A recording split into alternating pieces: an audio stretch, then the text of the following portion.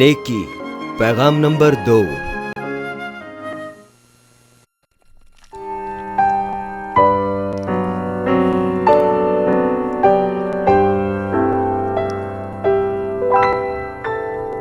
Romeo 12 باب 2 آیت۔ اور اس جہان کے ہم شکل نہ بنو بلکہ عقل نئی ہو جانے سے اپنی صورت بدلتے جاؤ تاکہ خدا کی نیک اور پسندیدہ اور کامل مرضی تجربے سے معلوم کرتے رہو۔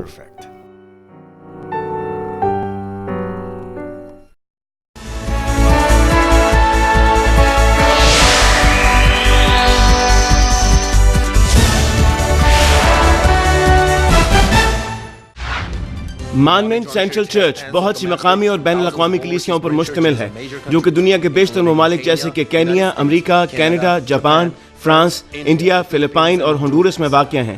ریورنڈ ڈاکٹر جے راکلی نے پوری دنیا کے ممالک میں کروسیڈز کیے ہیں جیسے کہ Uganda, Kenya, Japan, Pakistan, Philippines, Honduras, India, روس، جرمنی، پیرو، کانگو اور نیو یارک امریکہ شامل ہیں۔ حالیہ کروسیڈ جو کہ میڈیسن اسکوائر گارڈن میں ہوا 200 سے زائد ممالک میں سیٹلائٹ کے ذریعے نشر کیا گیا۔ ان کی روحانی اور شفائی عبادات کو 200 سے زائد ممالک میں سیٹلائٹ، ریڈیو، ٹی وی اور انٹرنیٹ کے ذریعے نشر کیا گیا ہے۔ سن 2000 میں یوگانڈا میں منعقدہ انجیل مقدس کروسیڈ کو CNN پر بھی دکھایا گیا اور ان کروسیڈ کی بنیاد پر انہیں بیداری کا عالمگیر رہنما قرار دیا گیا۔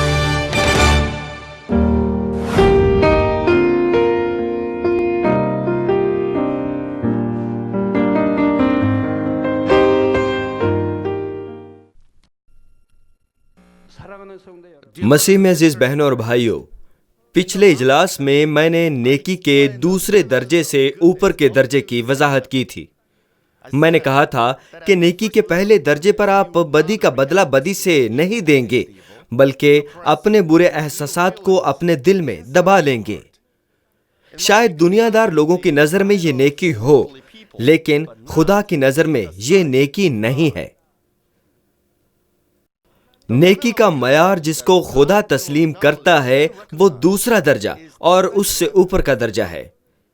نیکی کے دوسرے درجے میں نہ آپ بدی کا بدلہ بدی سے دیں گے نہ ہی اپنے دل میں کوئی بھی برا احساس رکھیں گے۔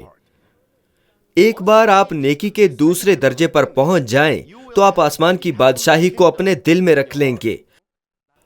آپ خوشی اور شکر گزاری سے بھر جائیں گے اور باپ کا فضل اور محبت آپ میں ہر روز بھرپور طریقے سے بہے گا۔ اگر آپ اس کی بجائے نیکی کے اعلیٰ درجات پر پہنچ جائیں تو کیا ہوگا؟ آپ کتنے خوش اور مبارک ہوں گے۔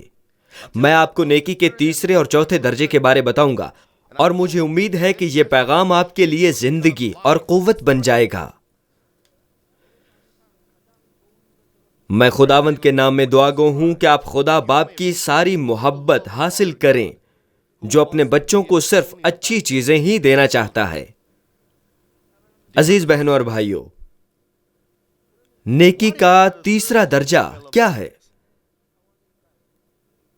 یہ وہ درجہ ہے جس پر نیکی ان کے دلوں کو بھی بدل دیتی ہے جو آپ کے خلاف بدی کرتے ہیں۔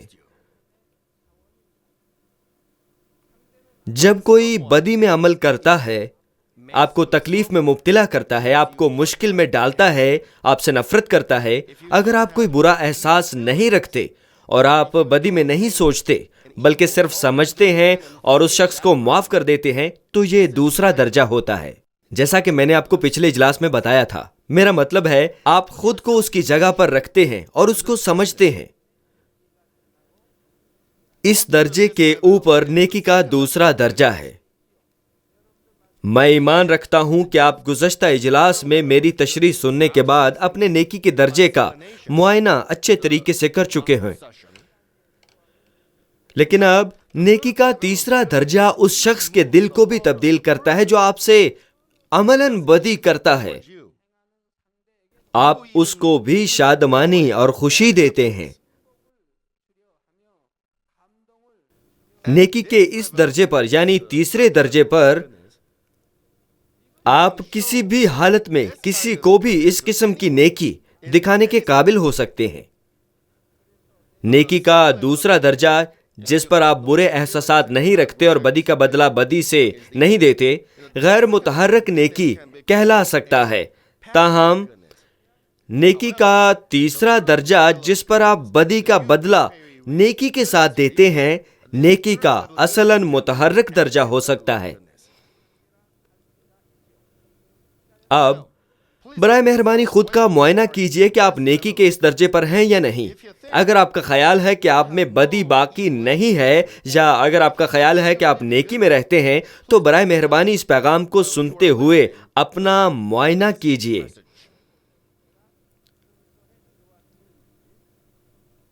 ایک شخص جو نیکی کا یہ درجہ حاصل کر چکا ہو، کہلا سکتا ہے کہ وہ پورے روح کے درجے پر پہنچ چکا ہے۔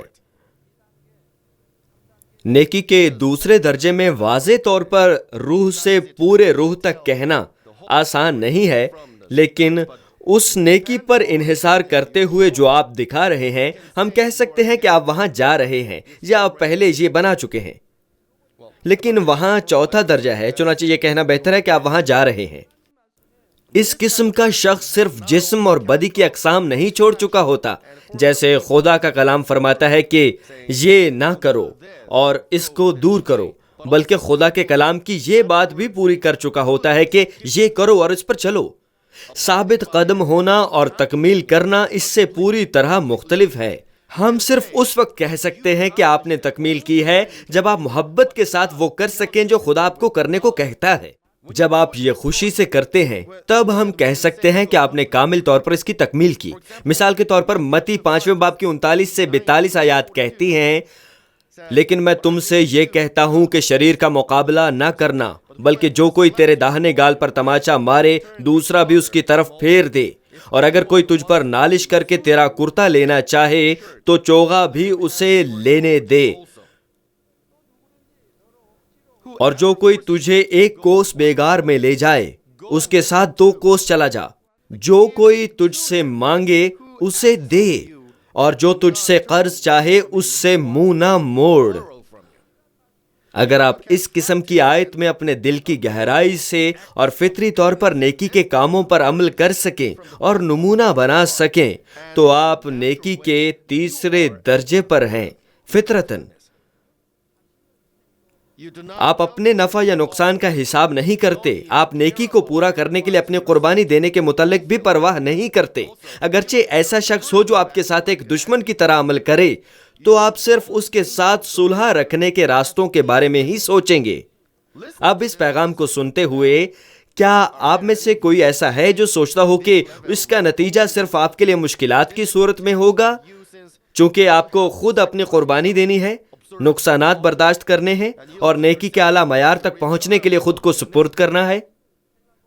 بے شک حقیقت میں آپ کو اپنی قربانی دینی پڑ سکتی ہے اور وقتی طور پر بوجھ بھی اٹھانا پڑ سکتا ہے، لیکن اگر آپ کا دل سچی نیکی سے معمور ہے تو آپ محسوس نہیں کریں گے کہ یہ کوئی مشکل چیز ہے، بلکہ آپ سچی نیکی کرنے کے بارے شادمان اور خوش خرم ہوں گے۔ یہ بھی ضروری ہے کہ جب آپ بدی سے چھٹکارا پائیں اور اپنے اندر کی نیکی تکمیل کریں تو مضبوط ترین روح روشنی حاصل کریں، چونکہ بے گناہ ہونا روحانی قوت ہوتا ہے۔ ایک بار آپ نیکی کے دوسرے درجے میں داخل ہو جائیں تو آپ کی روحانی روشنی کے باعث دشمن ابلیس اور شیطان کام نہیں کر سکتا۔ اگر آپ کو آزمائش کا سامنا بھی ہو، آپ مبارک ہوں گے، کیونکہ آپ نیکی کے ساتھ اس میں مکمل طور پر کامیاب ہوں گے۔ تو پھر اگر آپ نیکی کے تیسرے درجے میں داخل ہو جائیں تو کیسا ہوگا؟ برائی آپ کو چھو بھی نہیں سکے گی اور آپ دشمن شیطان اور ابلیس کے متعلقہ گمراہ کن طریقوں کو پوری طرح تباہ کرنے کے قابل ہو جائیں گے۔ مثال کے طور پر وہ شخص جو آپ کے ساتھ برائی کا عمل کر چکا ہو، وہ آپ کے نیکی کے الفاظ اور اعمال کی وجہ سے اپنے دل میں تبدیل ہو سکتا ہے، چنانچہ وہ توبہ کرے گا اور اپنی راہوں سے باز آئے گا۔ اس کی وجہ یہ ہے کہ یہ روحانی طور پر ہوتا ہے۔ دشمن ابلیس جو دوسرے شخص پر کام کر رہا تھا، وہ آپ کی روحانی روشنی مضبوط ہونے کی وجہ سے چھوڑ جاتا ہے۔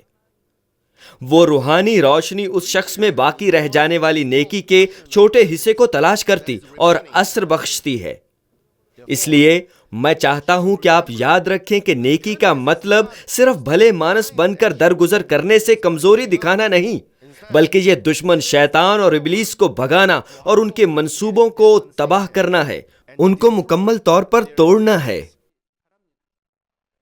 ہم بائبل مقدس میں اس کی مثالیں تلاش کر سکتے ہیں، لیکن چونکہ میں بائبل مقدس کے بزرگان ایمان کی نیکی کے بارے بعد میں بتاؤں گا، اب میں آپ کو مختصر طور پر مثالیں دوں گا تاکہ آپ اس کو سمجھ جائیں۔ پہلی مثال داؤد کی ہے۔ داؤد نے کوئی غلطی نہیں کی تھی، لیکن اسے ساؤل سے بھاگنا پڑا جو کافی عرصے سے اس کا پیچھا کر رہا تھا۔ ایک دن اسے ساؤل کو قتل کرنے کا ایک اچھا موقع ملا۔ داؤد ایسا شخص تھا جو اپنے ملک، اپنے بادشاہ اور اپنے لوگوں کی خاطر اپنی زندگی بھی داؤ پر لگا کر لڑتا تھا، اور اس نے بہت سی جنگوں میں فتح حاصل کی۔ بادشاہ اس کو شاباش دینے کی بجائے اپنے سپاہیوں کو ساتھ لے کر داؤد کو قتل کرنے کے لیے اس کا پیچھا کیا کرتا تھا۔ ساؤل آرام کرنے کے لیے خالی ہاتھ ایک غار میں گیا جہاں داؤد چھپا ہوا تھا۔ اسے علم نہیں تھا۔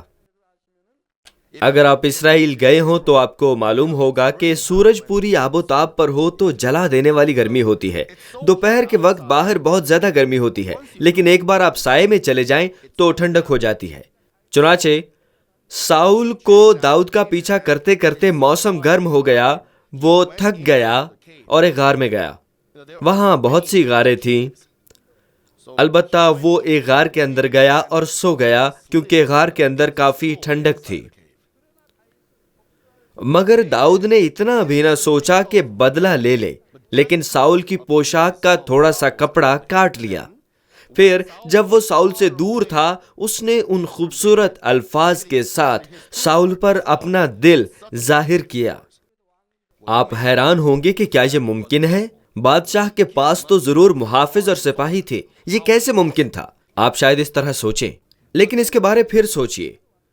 سپاہی تو غار کے باہر بادشاہ کی محافظت کر رہے تھے۔ آپ جانتے ہیں انہوں نے بادشاہ کو غار کے اندر سونے دیا اور خود غار کے باہر کھڑے ہو گئے، اور بادشاہ جاگا اور غار سے باہر نکلا اور سپاہی اس کے ساتھ ہو لیے۔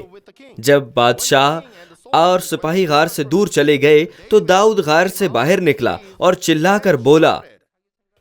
جب آپ بائبل پڑھیں تو آپ کو صورتحال سمجھنی چاہیے، آپ کو اپنے خیال میں بائبل مقدس کو نہیں ڈھالنا چاہیے۔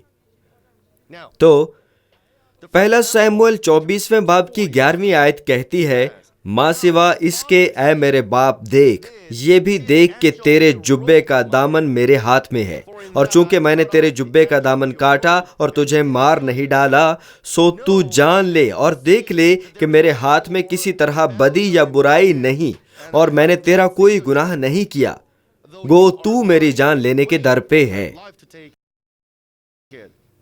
داؤد نے صرف وہ نیکی کے الفاظ بولے۔ داؤد نہایت حلیم تھا، اور اگرچہ ساؤل اس سے بہت نفرت کرتا تھا اور اس کا پیچھا کر رہا تھا، داؤد اس کو باپ کہتا تھا۔ مزید یہ کہ اس نے کہا کہ وہ ساؤل بادشاہ کے مقابلے میں ایک کتے کی مانند ہے، اور ساؤل کے دل کو تسلی دینے کی کوشش کی، اور اس نے بادشاہ کو کبھی نقصان نہ پہنچانے کا وعدہ کیا۔ جب بادشاہ نے وہ باتیں سنی تو شریر ساؤل بھی تبدیل ہو گیا اور وہ بھی آنسو بہانے لگا۔ پہلا سیموئیل 24ویں باب کی 16 سے 17 آیات کہتی ہیں، اور ایسا ہوا کہ جب داؤد یہ باتیں ساؤل سے کہہ چکا تو ساؤل نے کہا، اے میرے بیٹے داؤد، کیا یہ تیری آواز ہے؟ اور ساؤل چلا کر رونے لگا، اور اس نے داؤد سے کہا، تو مجھ سے زیادہ صادق ہے، اس لیے کہ تو نے میرے ساتھ بھلائی کی ہے، حالانکہ میں نے تیرے ساتھ برائی کی۔ پھر ساؤل اپنی افواج کو ساتھ لے کر واپس گھر کو چلا گیا۔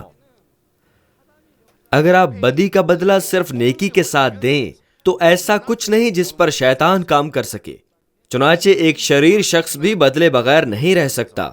بے شک کیونکہ ساؤل کی بدی بہت بڑی تھی، بعد میں اس کی بدی دوبارہ پھوٹ نکلی، مگر ایک خاص موقع پر داؤد کی نیکی کی روشنی کے وسیلے تاریکی دور ہو گئی تھی۔ لہذا شریر ساؤل نے بھی توبہ کی اور واپس چلا گیا۔ دانیل کے ساتھ بھی ایسا ہی معاملہ ہوا۔ اس پر بے انصافی سے الزام لگایا گیا اور اسے شیروں کی ماند میں ڈالا گیا، مگر اس نے ان کے خلاف برے احساسات نہ رکھے جنہوں نے اس پر تہمت لگائی تھی۔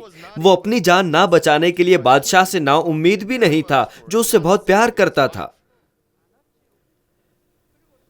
اور وہ خاموش رہا۔ وہ جانتا تھا کہ فیصلہ درست نہیں ہے، لیکن اس نے کوئی اعتراض نہ کیا، نہ اس نے اس کی مزاحمت کی۔ وہ جانتا تھا کہ وہ ہلاک ہو جائے گا، وہ جانتا تھا کہ اسے شریر آدمیوں کے غلط منصوبے میں پھنسایا جائے گا، وہ جانتا تھا کہ اس کے بادشاہ کو دھوکہ دیا جائے گا اور اسے شیروں کی ماند میں ڈال دیا جائے گا، مگر اس نے شکایت نہ کی۔ اس نے بادشاہ سے نہیں کہا کہ یہ فیصلہ ان کی شرارت ہے، وہ اس شرارت کے ساتھ مجھ پر بے انصافی سے الزام لگانے کی کوشش کر رہے ہیں۔ اس نے سب کچھ خدا کی مرضی پر چھوڑ دیا،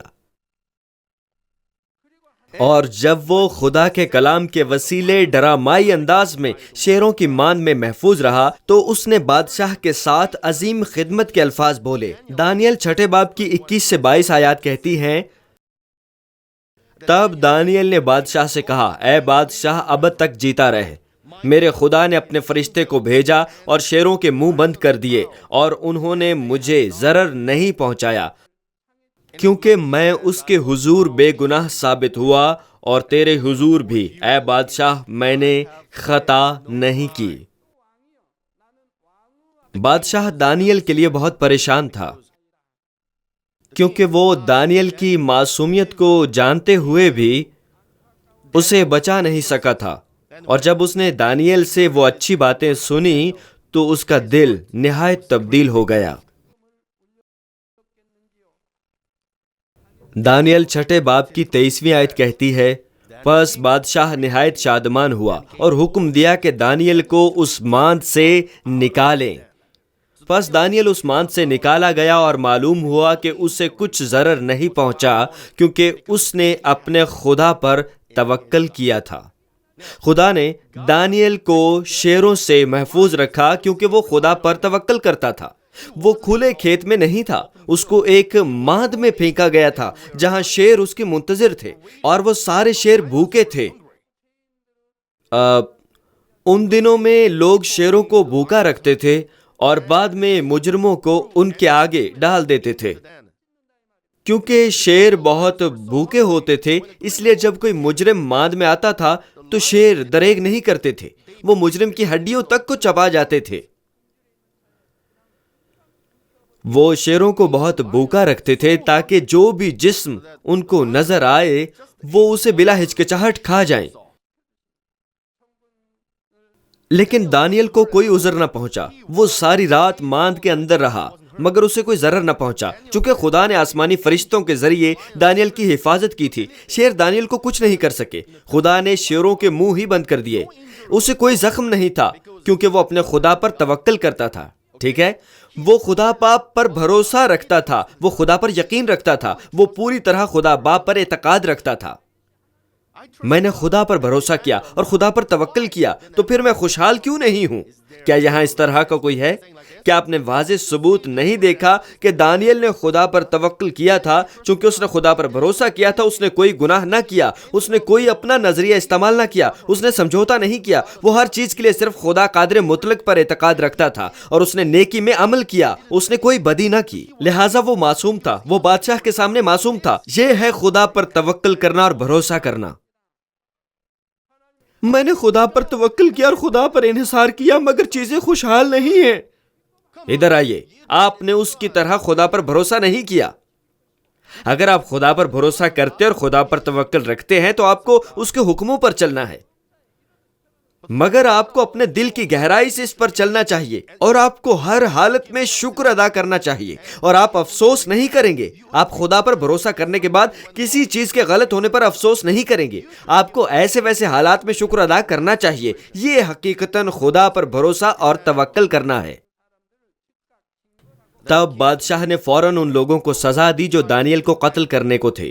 اس نے دانیل کو عزت دی اور اپنی قوم کو ایک فرمان جاری کیا کہ دانیل کے خدا کی عزت کی جائے۔ اس طرح نیکی کی قوت بہت مضبوط ہوتی ہے۔ یہ دشمن ابلیس اور شیطان کے کاموں کو تباہ کر سکتی ہے اور خدا کو بڑا جلال دے سکتی ہے۔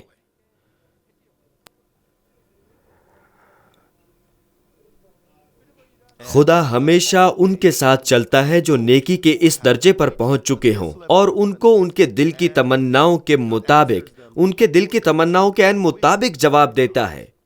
بعض اوقات مجھے ان بیویوں کی طرف سے خطوط موصول ہوتے ہیں جو اپنے شوہروں کی ستائی ہوئی اور تکلیف میں ہوتی ہیں۔ وہ مجھے مشورے کے لیے خط بھیجتی ہیں اور وہ اپنے خطوط میں کہتی ہیں کہ اپنے شوہروں کے ساتھ اچھا سلوک کر رہی ہوں، اور اس طرح کے الفاظ لکھے ہوتے ہیں۔ جب وہ خدا کے لیے کام کر رہی ہوں تو بعض اوقات ان کے شوہر اپنی بیویوں کو گالیاں دیتے ہیں اور اپنی بیویوں کو پھینٹی بھی لگاتے ہیں، لیکن بیویاں بار بار صبر کے ساتھ اس کو برداشت کرتی ہیں۔ شوہر بیویوں کو پھینٹی لگاتے ہی رہتے ہیں، بس وہ اپنے خطوط میں پوچھتی ہیں کہ مجھے کب تک یہ برداشت کرنا ہے، کب تک برداشت کرنا ہے، مجھے کب تک اس کے ساتھ برداشت کرنا ہے، مجھے اس کے ساتھ رہنے کی کوشش کرنی چاہیے، مگر مجھے اس کے ساتھ کب تک برداشت کرنا ہے، مجھے اس مسئلے کو کیسے حل کرنا ہے۔ وہ اپنے خطوط میں اس طرح کی باتیں پوچھتی ہیں۔ بھائی، میں نے کب کہا کہ اس کو برداشت کرو؟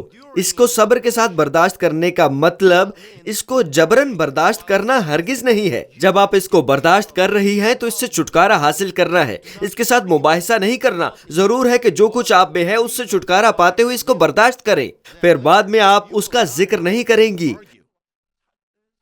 آپ کو برے احساسات نہیں رکھنے ہوں گے، آپ نیکی اور محبتی دل کے ساتھ ہر چیز کو معاف کرنے کے قابل ہوں گی، تب خدا باپ کام کرے گا۔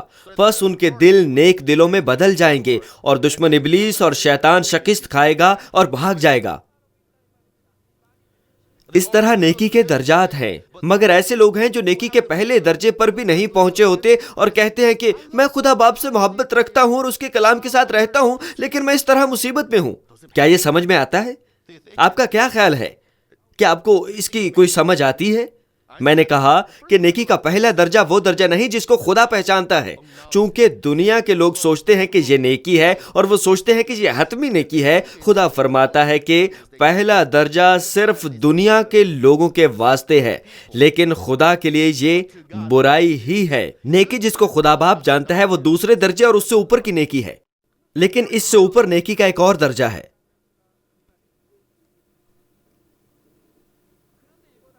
مثالوں میں داؤد اور دانیل نیکی کے تیسرے درجے پر تھے، لیکن انہوں نے نیکی کے اعلیٰ درجے کی تکمیل کی اور وہ نئے یروشلم میں انتہائی قابل عزت مقامات تک پہنچ پائے۔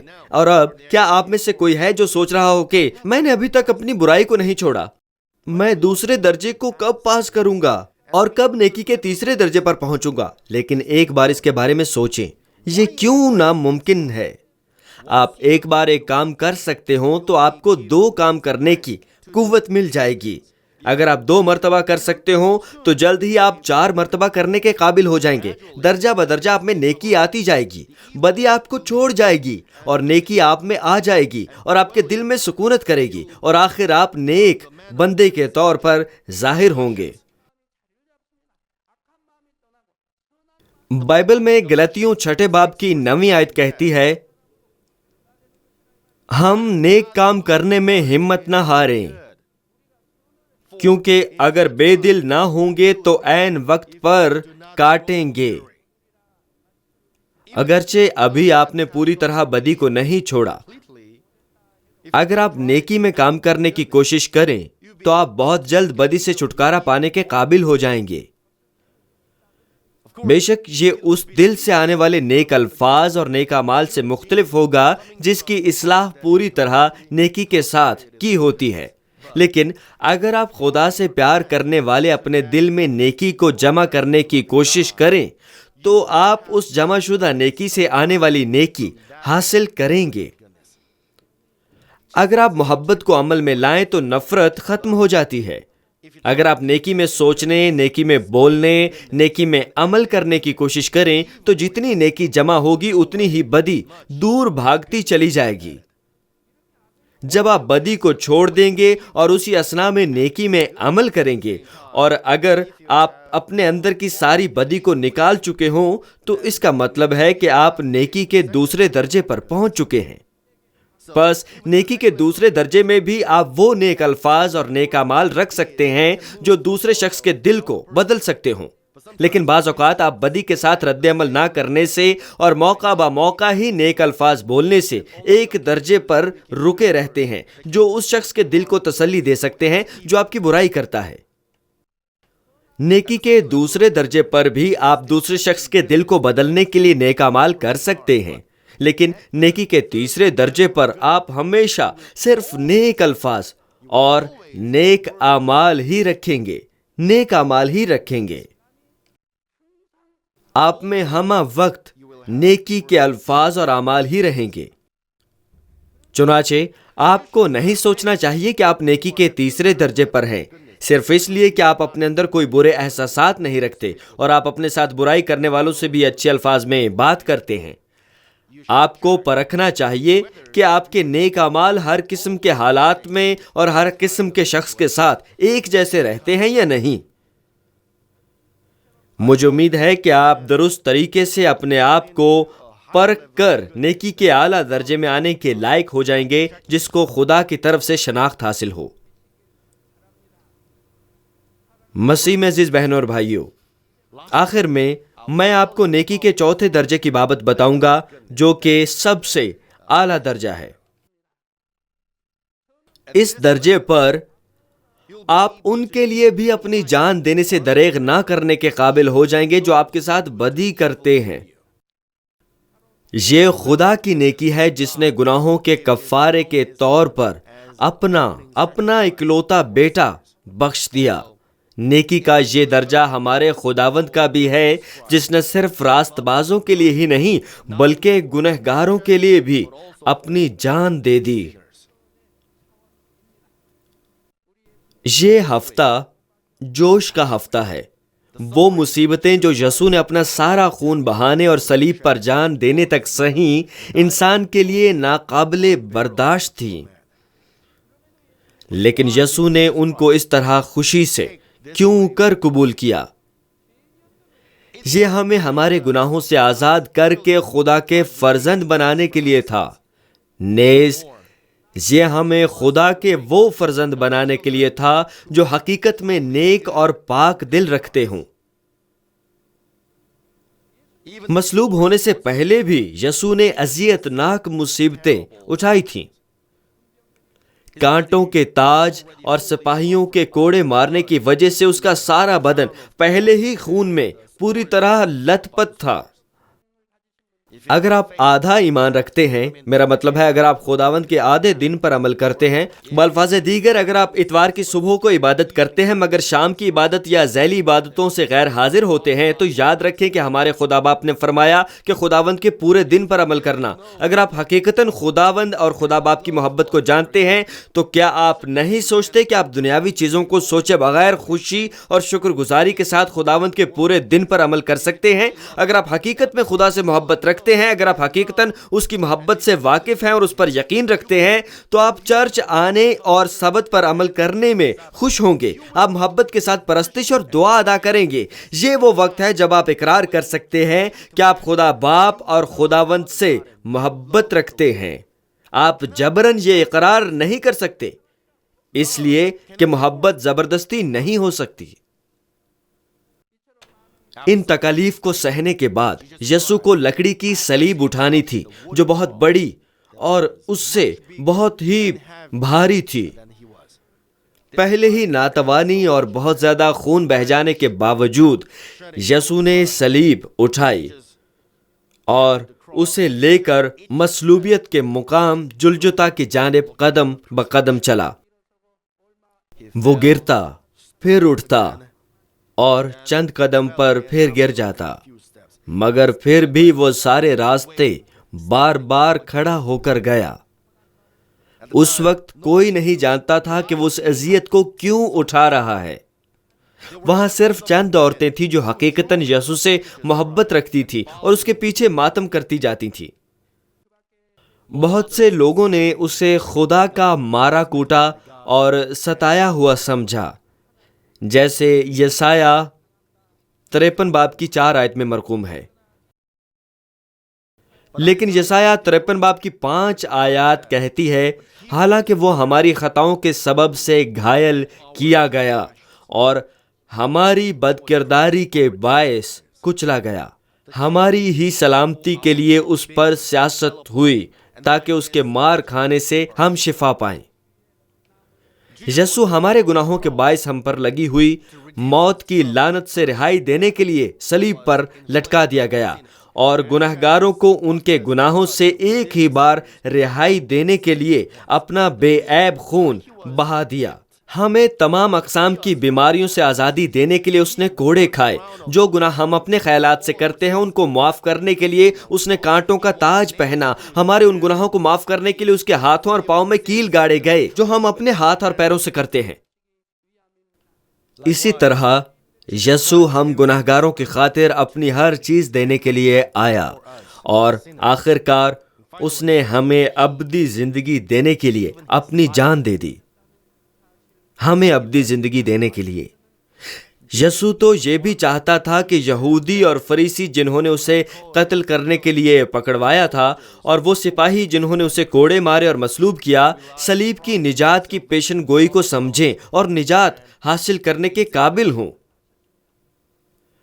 چنانچہ اس نے صلیب پر ان کے لیے دعا کی کہ اے باپ ان کو معاف کر کیونکہ نہیں جانتے کہ کیا کرتے ہیں. اس لیے ہمیں خداوند کی اس محبت اور فضل کو سمجھنا چاہیے اور اس کی اس حسرت کو پورا کرنا چاہیے جو اس نے تمام مصائب اٹھاتے ہوئے کی تھی.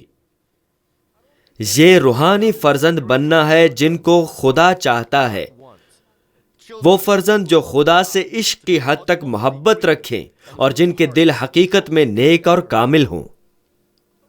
بائبل مقدس میں ہم ان لوگوں کو تلاش کر سکتے ہیں جو یسوع کی طرح نیکی کے چوتھے درجے پر پہنچ چکے تھے جس نے بد کردار لوگوں کے لیے بھی اپنی جان دے دی. سب سے پہلے ہم موسیٰ کے بارے بات کر سکتے ہیں.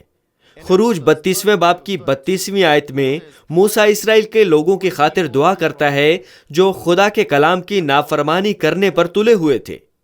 یوں کہا جاتا ہے کہ اور اب اگر تو ان کا گناہ معاف کر دے تو خیر ورنہ میرا نام اس کتاب میں سے جو تو نے لکھی ہے مٹا دے. موسیٰ نے اسرائیل کے لوگوں کو خدا کی قدرت کے حیرت انگیز کاموں بشمول بحر قلزم پار کرانے کا ایسا تجربہ کرایا تھا جیسے وہ خشک زمین پر چل رہے ہوں. پھر بھی وہ ہمیشہ شکایت کرتے اور موسیٰ کے خلاف بڑبڑاتے تھے اور انہوں نے موسیٰ کو سنسار کرنے کی بھی کوشش کی. اس قسم کے لوگوں کے لیے بھی جب خدا کا غضب نازل ہونے کو تھا موسیٰ نے ان لوگوں کے لیے معافی منظور کروانے کے لیے اپنی زندگی تک کو داؤ پر لگا دیا. نئے عہد نامے میں بھی ایک رسول ہے جس نے موسیٰ کے مشابہ دل کے ساتھ دعا کی. وہ پولوس رسول ہے. رومیو 9 باب کی 3 آیت کہتی ہے کیونکہ مجھے یہاں تک منظور ہوتا کہ اپنے بھائیوں کی خاطر جو جسم کے روح سے میرے قرابتی ہیں میں خود مسیح سے محروم ہو جاتا. یہاں اپنے بھائیوں کی خاطر جو جسم کے روح سے میرے قرابتی ہیں یہودیوں اور فریسیوں کو ظاہر کرتا ہے جو پولس رسول کو بہت زیادہ ستاتے اور تنگ کرتے تھے.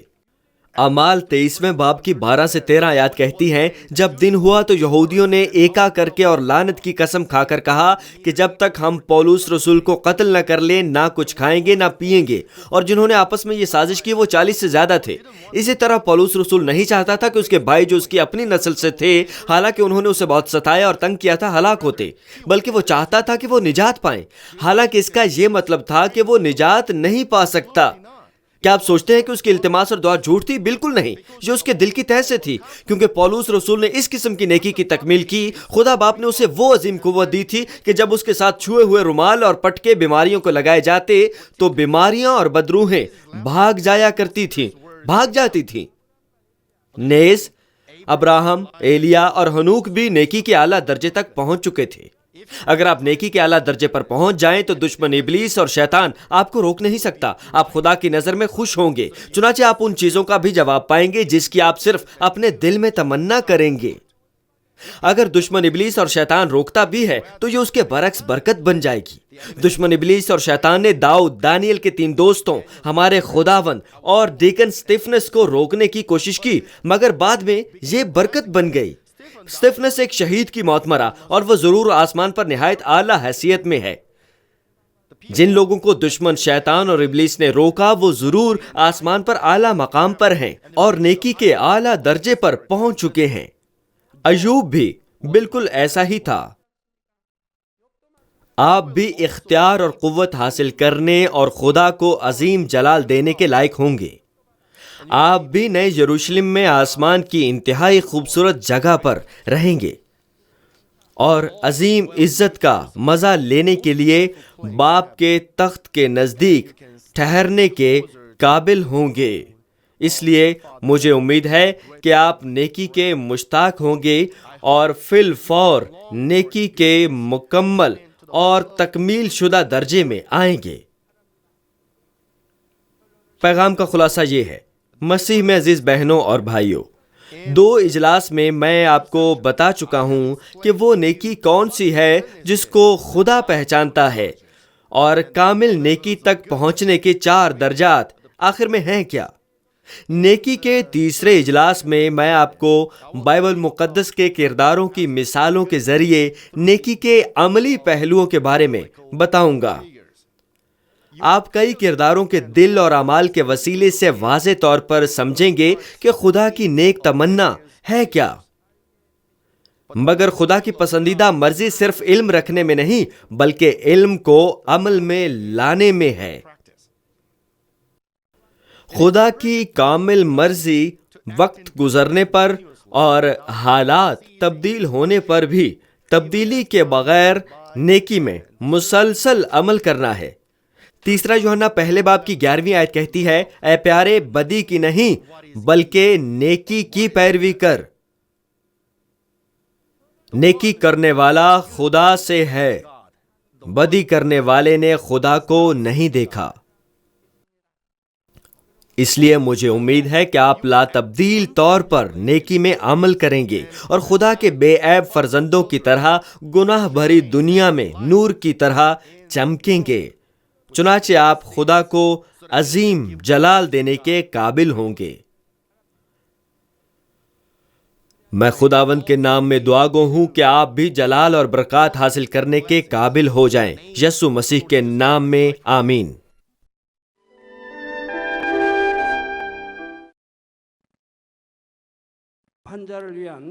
بیماروں کے لیے دعا۔ میں ان سب لوگوں کے لیے دعا کروں گا جو بیمار ہیں۔ آپ اپنے بدن کے اس حصہ پر اپنا ہاتھ رکھ لیں جہاں پر بیماری ہے اور اس دعا سے استفادہ کیجیے۔ اگر آپ بیمار نہیں ہیں لیکن اپنی دلی مرادیں پانا چاہتے ہیں تو اپنا ہاتھ اپنے سینے پر رکھ لیجیے۔ خدا کا زندہ کلام وقت اور فاصلے کی قیود سے آزاد ہے اور آپ کے ایمان کے مطابق آپ کے لیے کام کرے گا۔ آپ جہاں کہیں بھی ہوں، اگر ایمان کے ساتھ اس دعا کو قبول کریں گے تو آپ خدا کی قدرت کے حیران کن کام دیکھیں گے۔ ہاللویا! قادر مطلق خدا، تو جو محبت ہے، اپنے بچوں پر اپنے ہاتھ کو رکھ اور تمام GCN دیکھنے والوں پر بھی جو ایمان سے اس دعا کو ٹی وی کے ذریعہ قبول کرتے ہیں۔ اپنا ہاتھ ان پر رکھ اور اپنے عجیب کام جو وقت اور فاصلے کی قیود سے آزاد ہیں ان تمام لوگوں کی زندگیوں میں دکھا جو دنیا کے کسی بھی کونے میں ہیں۔ ان کو ایسا ایمان عطا فرما جس کے وسیلہ سے ان کے تمام شکوک و شبہات ختم ہو جائیں، ان کی زندگی سے تمام دکھ اور مشکلات جاتی رہیں۔ روح القدس کی آگ سے جلا کر اور یسوع کے پاک خون کے وسیلہ سے دھو کر پاک کر دے۔ سر سے لے کر پاؤں تک سارے جسم میں خدا کی عظیم تخلیقی قوت آشکار ہو۔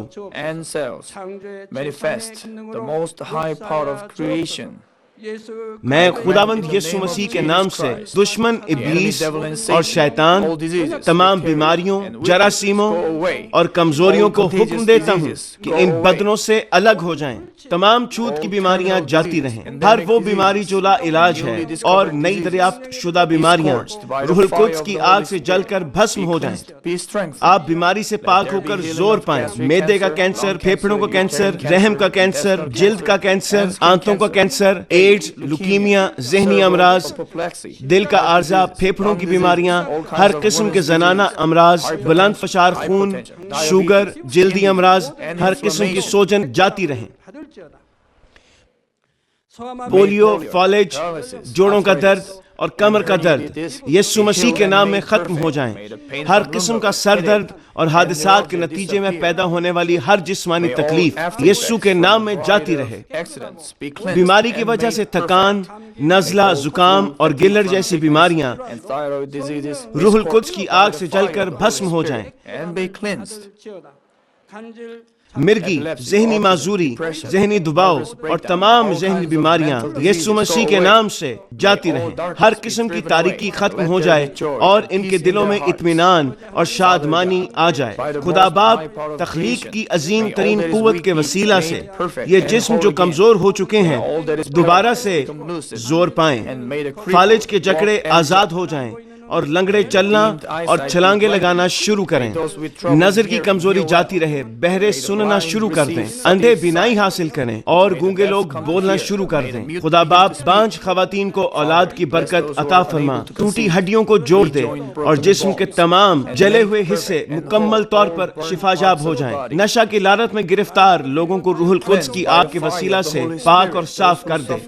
جسم کے تمام مردہ خلیے زندہ ہو جائیں، تمام تاریکی جاتی رہے اور ابلیس کی قوتیں نکل جائیں، اور تباہیوں سے محفوظ رکھ اور ان کو برکت دے کہ وہ ایک خوشحال زندگی بسر کریں۔ اے خدا، اپنے فرزندوں کو گھروں اور کاروبار کی جگہ پر روح القدس کی آتشی باڑ میں محفوظ رکھنا، اور تیری آنکھیں جو آگ کے شعلہ کی مانند ہیں ان کو دیکھتی رہیں۔ ان کا باہر جانا اور اندر آنا مبارک ہو۔ انہیں برکت دے تاکہ یہ لوگوں کو قرض دیں لیکن کسی سے کبھی قرض نہ لیں۔ انہیں حکمت اور عقل دے اور ان پر فضل کر کہ وہ روح القدس سے معمور ہو جائیں۔ خداوند اپنے خادموں کو وہ کام کرنے کی توفیق اور فضل عطا فرما جو تو نے انہیں سونپا ہے۔ ہر چرچ میں ایک انقلاب برپا کر دے۔ اپنے بچوں کی رہنمائی کر تاکہ وہ تجھے جلال دیں جو بھی کام وہ کریں۔ اپنے عجائب کا ظہور فرما تاکہ وہ اپنے لبوں سے تیری گواہی دیں کہ وہ تجھ سے ملے ہیں اور تو ان کی دعاؤں کو قبول کرتا ہے۔ خدا باپ، میں تیرا شکریہ ادا کرتا ہوں اور صرف تجھے ہی سارا جلال دیتا ہوں۔ میں خداوند یسوع مسیح کے نام میں یہ دعا کرتا ہوں، آمین۔